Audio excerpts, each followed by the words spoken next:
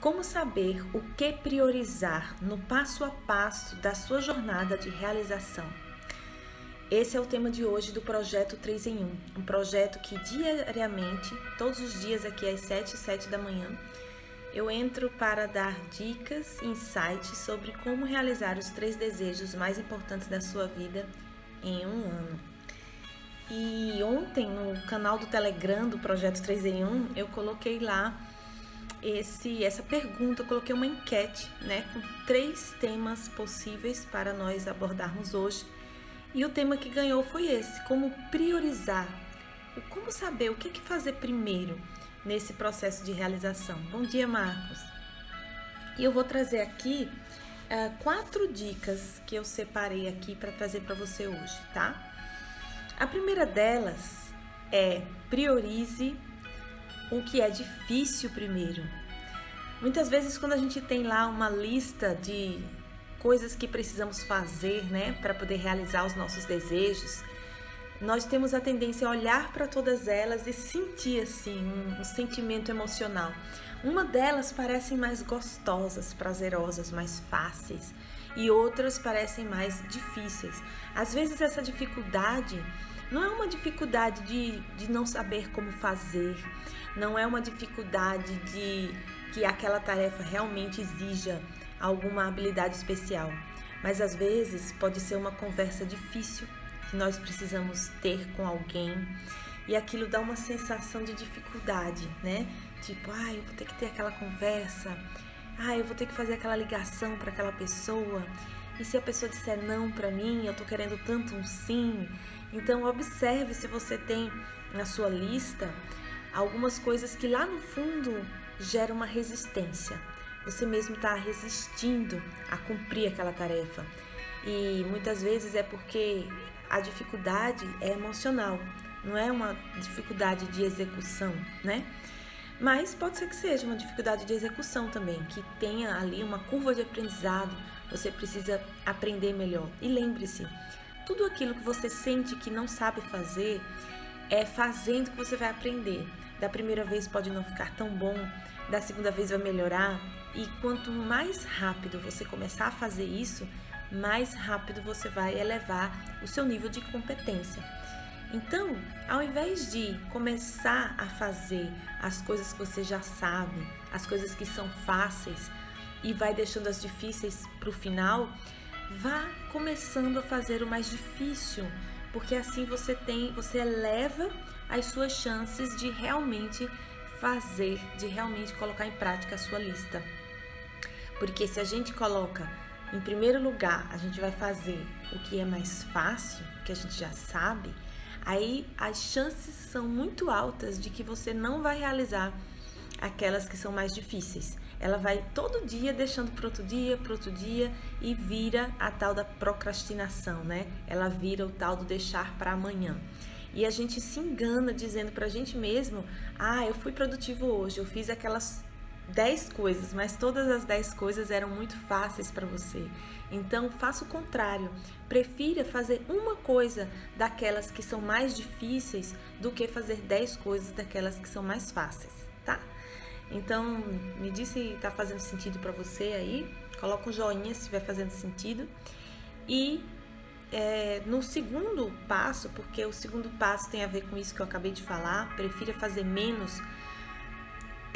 Menos é mais. Coloque sempre em mente isso, menos é mais. Na sua lista aí de afazeres, de passos que você precisa dar. Valeu, Marcos! Passos que você precisa dar para a sua realização. Observe se tem muitas coisas, Uma lista enorme de afazeres. Se tiver uma lista enorme, chances são que você vai olhar para aquela lista e você vai sentir uma sensação de sobrecarga, E aí a sua própria mente pode lhe travar ou lhe boicotar.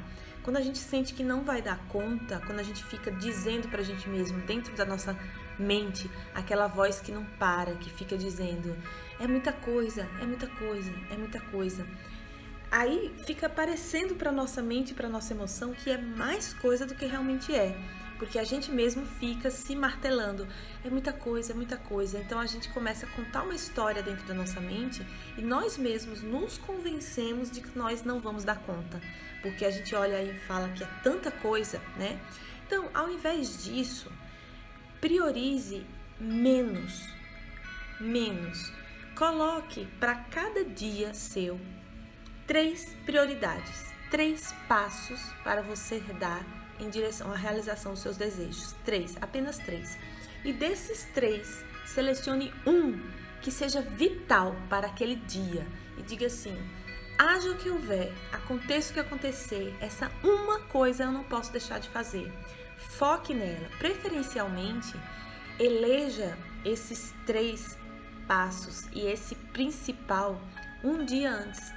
E já vá dormir pensando: amanhã, haja o que houver, final do dia chegar, essa uma coisa eu não posso deixar de fazer, né? Se não der para fazer no dia anterior, acorda, a primeira coisa do dia, senta, pega seu caderno, faz uma reflexão e reflita quais são os 3 passos desse dia para você dar em relação à sua realização, e desses 3, qual é o um que não pode de forma nenhuma deixar de ser feito hoje, aconteça o que acontecer. Então isso é só para colocar uma prioridade, não quer dizer que você só vai fazer uma coisa ou que você só vai fazer 3 coisas, não é isso. Se você der conta de fazer, porque eu não sei quanto tempo leva, né, a atividade que você colocou. Algumas atividades precisam de bastante tempo, bastante energia, bastante concentração sua. Outras são mais rápidas, mais fáceis, mais leves, né? Mas pode ser que você tenha aí na sua lista 10 itens que sejam rápidos, fáceis, leves e que você vai fazer. Não quer dizer que o fato de você priorizar só um, você só vai fazer um, pronto, já cumpriu um do dia, não vou fazer mais nada, não é isso. Mas é porque tem classificações, né, de tarefas para a gente fazer. Uma delas são assim, elas requerem mais tempo, mais concentração, elas requerem mais energia da nossa parte. Essas que requerem energia, muita energia, quando a gente acaba de fazer elas, a gente tá geralmente esgotado energeticamente, né? A gente não consegue entrar logo de cara em outra atividade, a gente precisa de um tempo de recuperação. Essa ia ser o número 4 que eu ia falar, que é o momento de recuperação, né? Então, pense sempre que menos é mais. Se você fizer menos, mas fizer, é melhor do que ter uma lista grande de itens e não conseguir dar conta daquela lista. Faz sentido? Em terceiro lugar, conheça os marcos do processo. Às vezes a gente sabe o que a gente tem que fazer, só que tá tudo embaralhado na cabeça. E a gente começa o dia e a gente tem aquele monte de coisa. Ai, é muita coisa, muita coisa. Então, é importante a gente reservar um tempo na agenda, né? Para nós estabelecermos marcos. Imagina que a realização do seu desejo seja tipo uma maratona. A maratona aí com 50 quilômetros, né? Desses 50 existem marcos. Talvez o primeiro 5 quilômetros, os primeiros 10. Então, se você está se preparando para correr uma maratona, você não vai colocar o tênis hoje e sair aí e correr 50 quilômetros, né? Você vai colocar marcos, vai dizer, essa semana eu vou correr um pouquinho todo dia, mas o meu objetivo da semana é correr 1 quilômetro, né? Na semana que vem você coloca outro marco, né? Que é correr 2 quilômetros. E assim você vai, 3, 4. E no dia que você for correr, vai ter lá as marcações. Então, conheça as marcações do seu projeto de realização do desejo.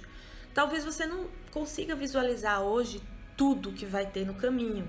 Claro que no caminho nós vamos aprender novas técnicas, novas estratégias, nós vamos conhecer mais sobre o caminho, vai abrindo um leque, né, de marcos do processo que a gente não conhece quando a gente está começando, e tá tudo bem revisitar esses marcos, mas quando a gente olha para o longo prazo e a gente conhece os marcos do processo, aí nós temos como saber quais são esses marcos, quais deles são fundamentais, tipo, sem esse aqui nada acontece, e quais não são tão fundamentais assim. Ah, isso aqui é importante sim, mas se não for feito, o processo não deixa de acontecer, o processo não para tudo.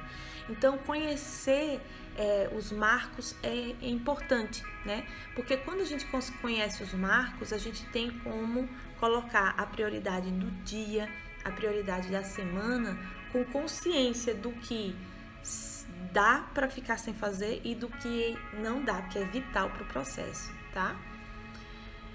Então, o número 2 é esse, aliás, número 3, conheça os marcos do processo. O item 3 é o seguinte: pare de priorizar falsas emergências. A gente tem esse costume, né, de correr para aquilo que é urgente, para aquilo que, tem que correr, isso precisa ser feito agora, isso é urgente. Então, o que é uma verdadeira urgência e o que é uma falsa urgência? Quando você se habituar a programar a sua agenda, né, conhecendo os marcos do processo, colocando lá todo o processo, e você vai aprender a ter um hábito, que é o hábito de se antecipar, é o hábito de olhar lá para frente e saber o que vai acontecer, saber quais são, o que vai acontecer no futuro, na próxima semana, daqui a um mês, né? Então, a partir do momento que você sabe que daqui a 4 semanas vai chegar aquele momento, você já começa a se preparar agora. Quando o momento chega, aquilo não é uma surpresa para você. Só que no mundo, no dia a dia, a gente lida com várias pessoas que não fazem isso. E as pessoas, elas vão indo dia a dia, sem olhar para o futuro, sem olhar para frente, sem prever o que vai acontecer, sem olhar os marcos da jornada. E aí, quando chega, que elas percebem, nossa, isso é urgente, eu preciso disso para hoje, né? E aí você pergunta para a pessoa assim, há quanto tempo você sabe que você ia precisar disso hoje? E aí a pessoa fala, eu já sabia disso há 3 meses. Eu falo, você já sabia disso há 3 meses e só agora você está vindo falar comigo? Não, a minha agenda já está programada. Então, eu não vou parar, né, a minha programação para inserir uma coisa que você, na sua agenda, só viu agora que precisava fazer. Então, isso é uma falsa urgência, tá?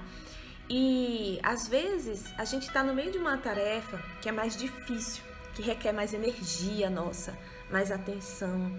Então, quando vem essas falsas urgências, a gente se auto-sabota também. A gente diz pra gente mesmo que a gente tá indo atrás de resolver, apagar um incêndio, resolver uma urgência, mas na verdade é porque aquela urgência é mais fácil pra gente. Aquela urgência dá uma sensação de que a gente está sendo produtivo e que a gente precisava realmente fazer aquilo. A gente dá uma justificativa pra gente mesmo, né?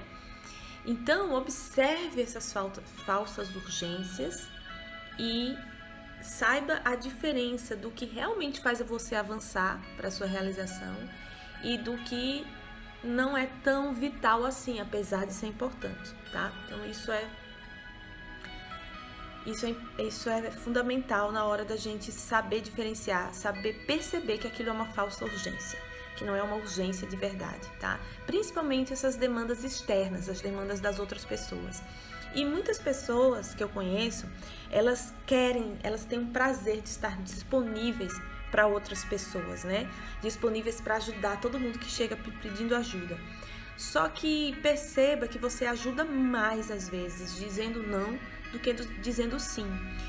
Eu tenho uma colega, né, que ela é psicóloga, e ela costumava ficar com o WhatsApp dela disponível 24 horas para os pacientes dela. E aí o que ela percebeu com o tempo? Que ela dedicava muito tempo ali no WhatsApp e que muitas pessoas começavam a usar o WhatsApp quase como se fosse uma sessão de terapia, né? Começava a perguntar coisas para ela e ela estava quase fazendo o processo terapêutico via WhatsApp. Só que ela achava nessa época de que se ela não respondesse, talvez ela não estaria sendo boa profissional. E aí ela fez, né, esse meu curso e eu falei para ela, olha, a partir do momento que você dá uma resposta assertiva para a pessoa, você não precisa ser grossa, você não precisa ignorar a pessoa, mas explica para a pessoa que você tem uma agenda, que sua agenda foi previamente organizada por você e que nesse momento você já tem um afazer ali que você está dedicando seu tempo, né? Que vai ser bom para ela mesma, como sua paciente, e que você recomenda que ela faça o mesmo. Que ela não fique tão disponível assim para as pessoas. A partir do momento que nós estabelecemos assim, eu vou olhar o WhatsApp 2 vezes no dia só. Vou olhar o WhatsApp depois do almoço e no fim da tarde. E as pessoas percebem que você realmente faz isso, elas começam a se inspirar em você. E elas começam a fazer isso também. E você ajuda outras pessoas a gerenciar melhor o tempo delas também, né? Então, não acho que dizer não é ser grosso, não acho que dizer não é indelicado, né? Eu tenho outra amiga, professora de yoga, que também fez o curso, e ela, quando terminava a aula de yoga, as pessoas vinham conversar com ela, né? E ela ficava lá dando atenção, conversando, só que aquilo tomava muito tempo dela, tomava o tempo dela, como ela dava aula de yoga à noite, tomava o tempo da rotina de desaceleração dela. Ela terminava indo dormir muito tarde, comer muito tarde, isso fazia com que atrapalhasse o sono dela, ela acordava mais tarde, porque ela achava que ela, como professora de yoga, para ser boa com as pessoas, ela precisava ficar lá, dando toda a atenção, todos os ouvidos e conversando com as pessoas. E eu falei para ela, não vai ser grosseria, nem vai ser rude você falar para a pessoa assim, olha, fulana, vamos marcar um horário para conversar, chega mais cedo na próxima semana, na aula, e a gente conversa, só que agora realmente está no meu horário de ir jantar, de ir descansar, e é fundamental isso para mim. Quando a gente fala para as pessoas que a gente tem uma agenda, que a gente tem uma rotina de desaceleração, que a gente planejou o nosso tempo, a gente está inspirando elas a fazer isso também, tá? Isso não é rude. Então, vamos aprender a dizer não para as falsas urgências, vamos aprender a dizer não para as pessoas que não estão planejando o tempo delas, e vamos planejar o nosso tempo bem, né? A quarta dica aqui que eu quero trazer hoje, ou quinta, né? É porque eu numerei as minhas dicas aqui começando pelo 0. Então, 4, na verdade, é o 5. É o seguinte, priorize a liberdade. Muitas vezes, quando a gente tem assim uma lista do que fazer, nós achamos que nós estamos presos a elas, né? Nós nos sentimos que as nossas tarefas, os nossos afazeres nos prendem. Só que isso não funciona. Oi, Geovânia, né? Acho que esse nome aqui tá. Gel Sodré aqui. O que acontece é que tem no Netflix, né? Tem aquele Explicando, você já deve ter visto. Tem um falando assim, qual é a melhor dieta? Qual é a dieta que funciona melhor? Aí a resposta é aquela que você consegue fazer, aquela que você consegue colocar em prática. Então, se você quiser emagrecer e você for pesquisar, existem, nem sei se milhares ou milhões de dietas diferentes, né? Estilos de dieta diferentes. Da mesma forma, quando a gente vai falar sobre realizar os nossos desejos, existem muitas fórmulas, existem muitos métodos. E o principal é a gente saber o que é que funciona pra gente, né? O que é que a gente consegue fazer. Então, quando você tiver aí a sua lista de tarefas a fazer, você ser sincero com você mesmo. Perguntar, eu consigo fazer isso? O que é que eu consigo fazer, né?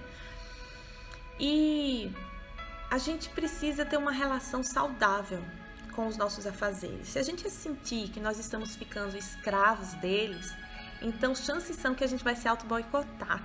Isso acontece na dieta, isso acontece com a relação com o dinheiro, né? Por exemplo, na dieta, os nutricionistas recomendam que você não tire tudo, que você não tire todas as coisas que você gosta. Às vezes as pessoas querem ser radicais nas dietas, né? Tira o chocolate, tira o trigo. Gente, vocês já tentaram tirar o trigo, tirar o glúten totalmente?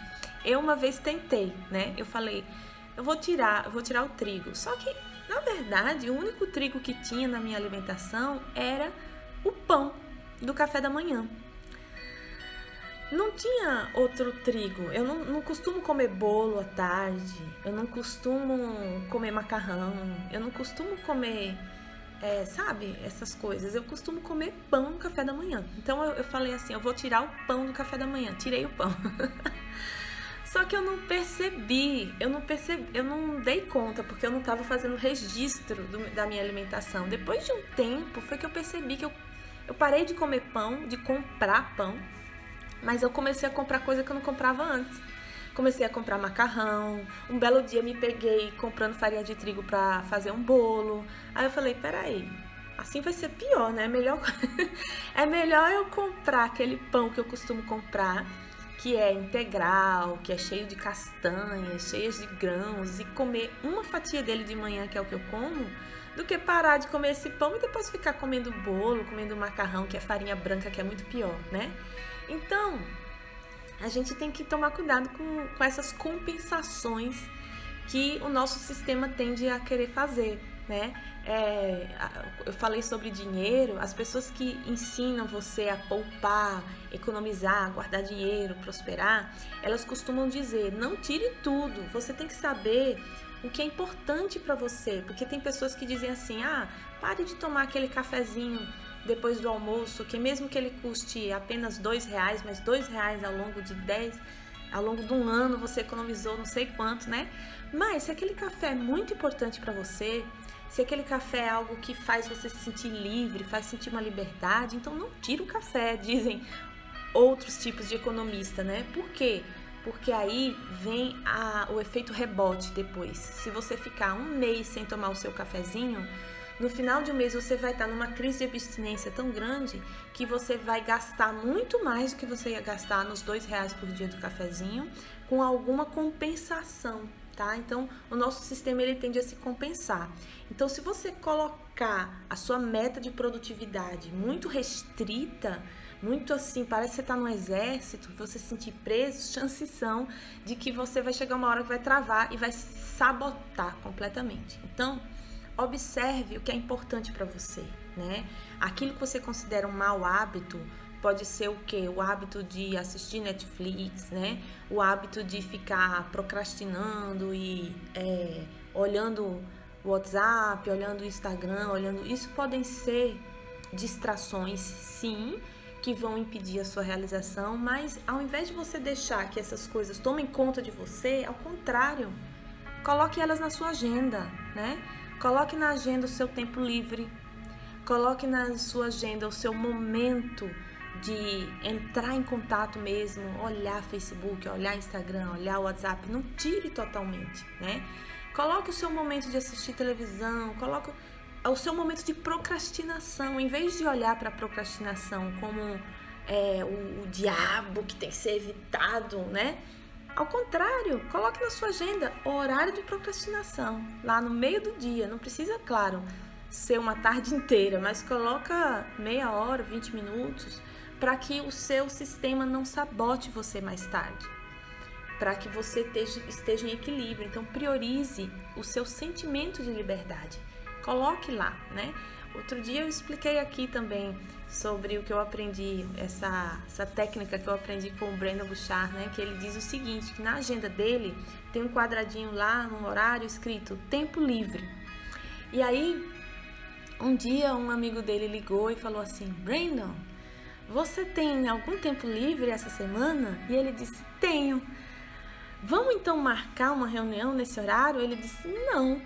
Aí o rapaz disse, como assim? Você não disse que tinha tempo livre? Ele, então, mas ele é para ser livre mesmo. Se eu marcar uma reunião com você, eu vou deixar de ter tempo livre. E eu não posso deixar de ter tempo livre, eu preciso ter um tempo livre, né? E esse tempo livre, ele não é para ser preenchido com nada. Você só vai preencher ele quando ele chegar. Quando chegar aquele momento, né? Se você marcou 10 horas da manhã da quinta-feira, então quando chegar 10 horas da manhã da quinta-feira, eu vou fazer isso agora. É um tempo livre, isso é tempo livre. Então o tempo livre não é um tempo pra gente ocupar ele, pra gente ficar super ocupado, né? Então se a gente tiver o nosso se a gente inserir na nossa agenda o nosso tempo livre, o nosso momento de procrastinação, os nossos prazeres, né? Para a gente sentir uma sensação de liberdade, nós vamos ter muito mais produtividade, muito mais controle sobre a nossa agenda do que se a gente deixar a nossa agenda tão apertada que a gente vai ficar sentindo é muita coisa, e aí a gente se auto-sabota, explode, trava o sistema e aí a gente vai procrastinar muito mais do que se colocar a procrastinação na agenda. Faz sentido? Então é isso, ó, vou fazer um resumo de tudo que eu disse aqui, tá? Número 0 aqui na numeração que eu coloquei, priorize o que é mais difícil, tá? Quando você tiver uma lista de tarefas para fazer, não vá fazendo o que é mais fácil, senão esse mais difícil fica para depois, não faz nunca. E o mais difícil nem sempre é aquele que requer mais habilidade, mais concentração. Muitas vezes o mais difícil é aquele que emocionalmente é mais difícil. Pode ser uma conversa difícil, uma ligação que você tem medo de receber um não. Isso pode ser difícil, né? Então priorize, coloque em primeiro lugar. Trace logo essa tarefa e deixe as mais fáceis para depois. Assim você tem muito mais chance de realizar as tarefas. Item número 1, menos é mais. Se você está colocando para você lá uma lista enorme de afazeres, chances são de que seu próprio cérebro vai dizer, você não dá conta. E aí você vai ficar contando essa história para você mesmo. É muita coisa, não dou conta. Ao invés disso, diariamente escolha 3 afazeres que vão dar passos significativos em direção à sua realização dos desejos.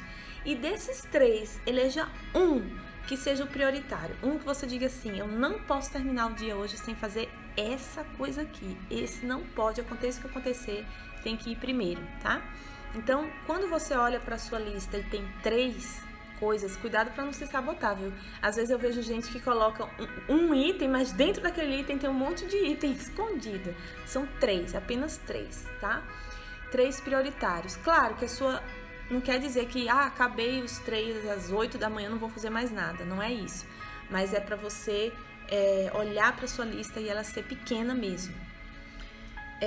Número 2. Conheça os marcos do processo, isso é muito importante. Quando a gente conhece os marcos do processo, fica muito mais fácil eleger esses 3 e esse um mais prioritário, porque aí a gente vai saber do processo inteiro quais são os que são importantes, mas o projeto continua andando se ele não for feito, e outros que são fundamentais, que se ele não for feito, o projeto desanda totalmente. Então são esses que precisam estar nesse número 1 aí da prioridade.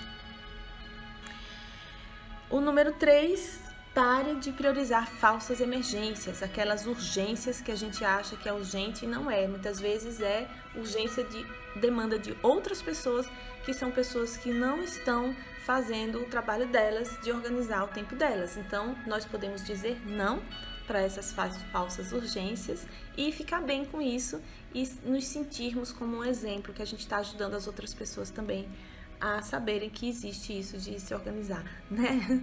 E número 4, priorize a liberdade. Então, priorize, coloque o seu tempo livre na agenda, coloque o seu momento de procrastinação na agenda, coloque o seu momento do seu hábito, aquele hábito que você elegeu como um mau hábito, mas se ele ainda é necessário para você, se ele é importante, se você está correndo o risco de uma autossabotagem, de um efeito rebote, então coloque esse mau hábito pequeno, não coloca o dia inteiro fazendo ele, mas coloca ele na sua agenda também, para ele se sentir, para esse hábito se sentir reconhecido ali no processo, tá bom? E aí você pode depois ter um plano de reduzir esse hábito, incluindo outros que vão liberar serotonina no seu cérebro, tá?